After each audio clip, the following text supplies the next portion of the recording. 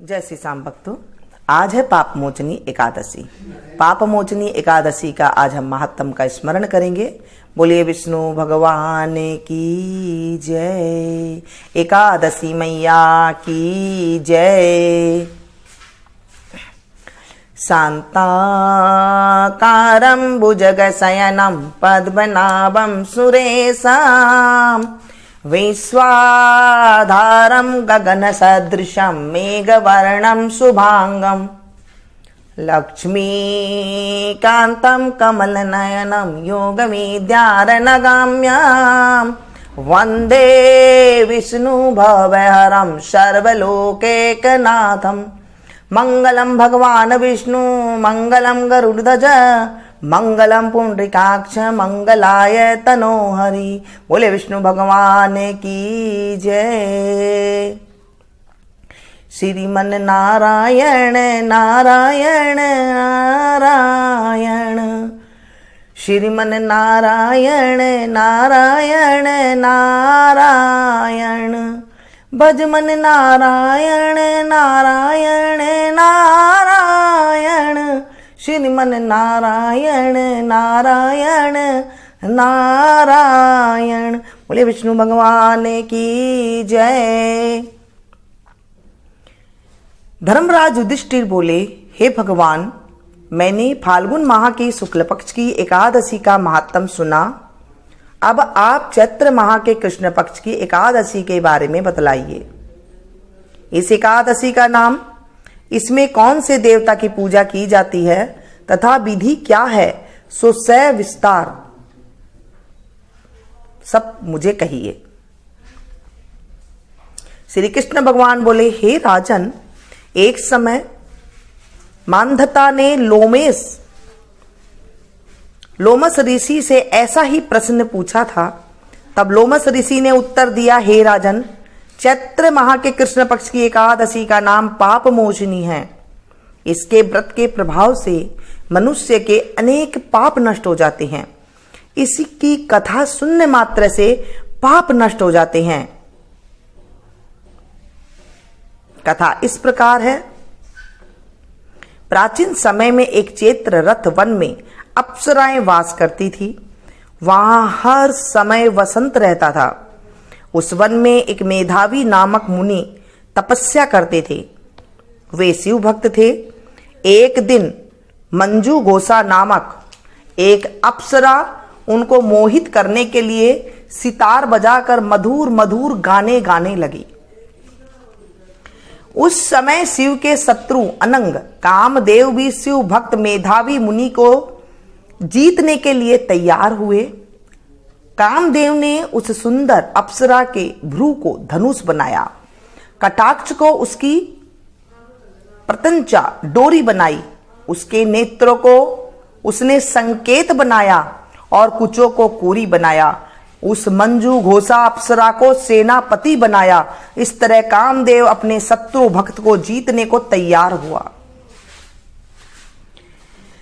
इस समय मेधावी मुनि भी युवा तथा हुष्ट पुष्ट थे। उन्होंने यज्ञोपवीत तथा दंड धारण कर रखा था। उन मुनि को देखकर मंजू घोषा ने धीरे धीरे मधुर वाणी से वीणा पर गान शुरू किया। मेधावी मुनि भी मंजू घोषा के मधुर गान पर तथा उनके सौंदर्य पर मोहित हो गए। वह अप्सरा उन मुनि को कामदेव से पीड़ित जानकर आलिंगन करने लगी। वह मुनि उसके सौंदर्य पर मोहित होकर शिव रहस्य को भूल गए और काम के वशीभूत होने के कारण उन्हें दिन रात्रि का कुछ भी ध्यान न रहा। एक दिन मंजू घोषा उस मुनि से बोली, हे मुनि, अब मुझे बहुत समय हो गया है, स्वर्ग जाने की आज्ञा दीजिए। उस अप्सरा के ऐसे वचनों को सुनकर मुनि बोले, हे सुंदरी, तू तो आज इस संध्या को आई है, अभी प्रातः काल तक ठहरो। मुनि के वचनों को सुनकर वह उनके साथ रमण करने लगी और बहुत समय बिता दिया। फिर उसने मुनि से कहा, हे मुनिदेव, अब आप मुझे स्वर्ग को जाने की आज्ञा दीजिए। मुनि बोले, अरे अभी तो कुछ भी समय नहीं हुआ है, अभी कुछ और देर ठहर।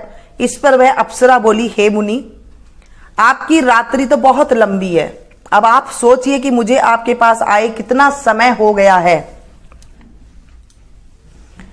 उस अप्सरा के वचनों को सुनकर मुनि को ज्ञान प्राप्त हो गया और समय का विचार करने लगे।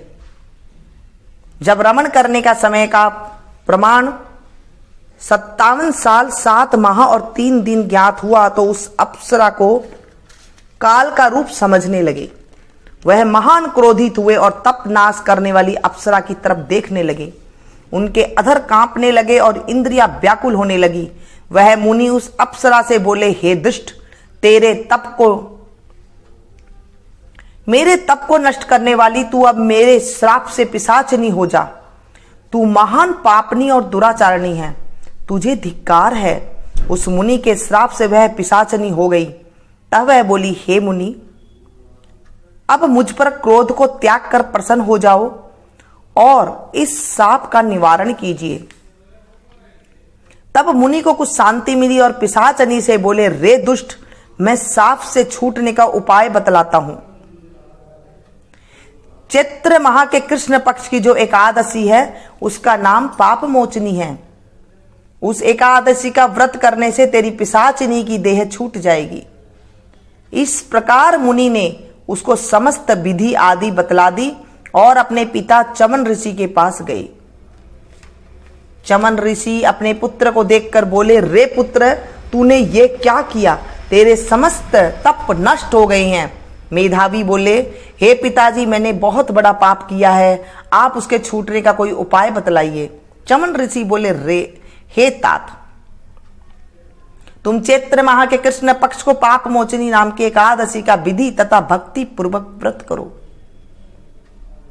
वचनों को सुनकर मेधावी ऋषि ने पाप मोचनी एकादशी का विधि पूर्वक उपवास किया। उसके प्रभाव से इनके समस्त पाप नष्ट हो गए। मंजू घोषा अप्सरा भी पाप मोचनी एकादशी का व्रत करने से पिशाचनी की देह से छूट गई और सुंदर रूप धारण करके स्वर्ग लोक को चली गई। लोमस बोले, हे राजन, इस पाप मोचनी एकादशी के प्रभाव से सब पाप नष्ट हो जाते हैं। इस एकादशी के कथा के श्रवण व पढ़ने से 1000 गोदान करने का फल मिलता है। इस एकादशी के कथा को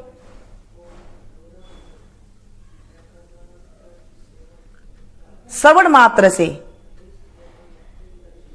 जिसके 1000 गोदान करने का जितना फल मिलता है, इस व्रत के करने से ब्रह्म हत्या करने वाले, अगंबा गमन करने वाली आदि के पाप नष्ट हो जाते हैं और अंत में स्वर्ग को जाते हैं।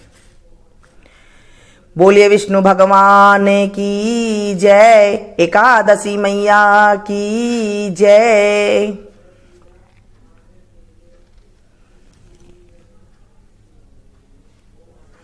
बोलिए विष्णु भगवान की जय। श्रीमन नारायण नारायण हरि हरि, श्रीमन नारायण नारायण हरि हरि, भजमन नारायण नारायण हरि हरि, श्रीमन नारायण नारायण हरि हरि।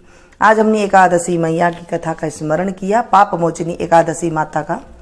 आप इसे ज्यादा से ज्यादा अपनों के साथ शेयर कीजिएगा ताकि आपको भी कथा सुनाने का फल मिल सके और आपको भी 1000 गोदानों का फल मिल सके। जो इस कथा को, हे एकादशी मैया, जो इस कथा को पढ़े, सुने, सुनाए, हुंकारा भरे, उनके जीवन से भी पाप का नष्ट करना और इस कथा में अगर हमसे कोई भूल चूक हो गई है तो उसे माफ करना, अधूरी है तो उसे पूरी करना, पूरी है तो हे प्रभु उसे स्वीकार करना। आप चावल का दान इस दिन कर सकते हैं, चावल खा नहीं सकते हैं, दान कर दीजिए, कोई दिक्कत वाली बात नहीं होती है। एकादशी के दिन, अगर आज जो पाप मोचनी एकादशी है, इसके दिन पीले फलों का दान, जैसे आज आप केले का दान कर सकते हैं, पीला फल कोई भी है वो कर सकते हैं, 11 की मात्रा में कर सकते हैं। अगर ज़्यादा सामर्थ्य हो तो 11 किलो की मात्रा में भी आप कर सकते हैं। विष्णु भगवान के मंदिर में आप वहाँ ले जाइए, 108 के हिसाब से भी आप उसमें चढ़ा सकते हैं और ले जाकर वहाँ पर भगवान को प्रसाद लगाइए। फेरी दे सकते हैं आप, अगर आप एकादशी के दिन व्रत नहीं करती हैं और आप फल चढ़ाते हैं, पीले रंग के फूल चढ़ाते हैं और भगवान की फेरी देते हैं, परिक्रमा देते हैं, तो उससे भी जो है हमारे पाप नष्ट हो जाते हैं। ब्रह्म हत्या जैसे पाप दोषों का हमारे जीवन से निवारण हो जाता है। तो आप जरूर करिए। जो आपने अभी ये पानी लेकर के जो आप बैठे थे, अभी जल लेकर के जो बैठे थे, हाथ में थोड़े से सफ़ेद तिल आपने ले लिए होंगे और वो ले करके आप वो जो ये जो जल है आप इसे भगवान सूर्य नारायण को चढ़ा दें, या फिर आप इसे पीपल के पौधे में चढ़ा सकते हैं, या फिर आप किसी पौधे में भी चढ़ा सकते हैं, जैसे आपकी मर्जी आप इसे कर सकती हैं। पूरे दिन आज भगवान को पीले भोग, जैसे आप पीली मिठाई का भोग आप लगा सकते हैं। अब आप कहेंगे कि आज तो एकादशी तिथि है, फिर मिठाई का हम प्रसाद कैसे लगाएं? तो आप पीली मिठाई का प्रसाद लगा सकते हैं, दूसरे दिन आप इसका सेवन कर सकते हैं। आप मखाने की खीर का प्रसाद लगाइए। आज चिरौंजी का बहुत ज़्यादा महत्व है, जिसे चिरोली भी कहा जाता है कहीं कहीं पर। चिरौंजी डाल करके आप आज खीर बनाएं और भगवान को प्रसाद लगाएं। विष्णु की प्रतिमा नहीं है तो आप विष्णु लक्ष्मी जी की रख लीजिए, विष्णु लक्ष्मी जी की नहीं है तो आप कान्हा के स्वरूप को रख लीजिए, वो भी फोटो नहीं है तो आप लड्डू गोपाल की फोटो वहाँ भी आप कर सकते हैं, वो भी नहीं है तो आप शालिग्राम जी की रख के जो होती है विग्रह होता है उन्हें रख के आप पूजा कर सकती हैं, वो भी नहीं है तो तुलसी जी माता जी के सामने भी आप ये कथा का श्रवण कर सकती हैं, वो भी नहीं है तो आप मनसा पूजन कर सकते हैं। किसी भी रूप में आपको कोई दिक्कत नहीं आएगी। मनसा पूजा, भगवान का स्मरण करिए, मन से आप देखिए कि मेरे सामने बैठे हैं भगवान, और आप कथा का स्मरण कीजिए। आप देखेंगे आपके जीवन से पापों की मुक्ति हो जाती है। पाप यानी कि जो हमारे घर में कष्ट रूपी आया होता है, रोग में, दरिद्र में, ये सब पाप ही हैं, ये सब दूर हो जाते हैं, एकदम से बाहर निकल जाते हैं। तो ये जो हमारे पुराणों में लिखी हुई है, जो हमारे ऋषि मुनि ने बताया है, ये आप जरूर अपनाएं, इससे जो है आपको बहुत ज़्यादा फायदा मिलेगा। बोले विष्णु भगवान की जय। आज के दिन पीपल में दीपक जलाएं घी का, तो उससे भी जो है मनोती बहुत जल्दी पूरी होती है। और कोई भी एकादशी हो, आप उसमें पीपल में देसी घी का दीपक सुबह शाम अगर जला देते हैं तो मनोती जो भी आपके मन में होती है ना, वो आप मांग सकते हैं भगवान से, वो पूरी हो जाती है। लेकिन ध्यान रखिएगा रविवार का दिन ना हो, अगर कोई भी एकादशी को आप करते हैं तो। और वहाँ पर दीपक आग जला करके आए और उसके बाद जो भी आपके मन में है वो मन में बोलेंगे, तो आप देखेंगे आपकी मनोती जो है बहुत जल्दी पूरी हो जाती है। कहीं इधर उधर हमें भटकने की ज़रूरत नहीं पड़ती है।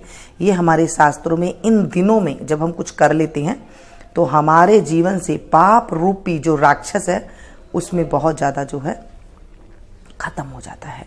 और अगर आपके मन में कोई भी दुविधा है तो वो भी आप भगवान के सामने बोल सकते हैं, वो भी पूरी हो जाती है। मिलती हूँ फिर से एक नई वीडियो में नई जानकारी के साथ। इसे ज़्यादा से ज़्यादा शेयर कीजिएगा और नीचे नमो भगवते वासुदेवाय जरूर लिखिएगा। कुछ भी आप भगवान का नाम लिख सकते हैं, वो जरूर लिखिएगा, ताकि आपको भी लिखने का फल से भी जो है हमारे पाप नष्ट होते हैं। कभी भी आप कथा सुनते हैं तो उसके नीचे आप प्रभु का नाम जरूर लिखिए, इससे बहुत ज़्यादा पुण्य फल की प्राप्ति होती है। मिलती हूँ फिर से एक नई वीडियो में नई जानकारी के साथ। Thank you. जय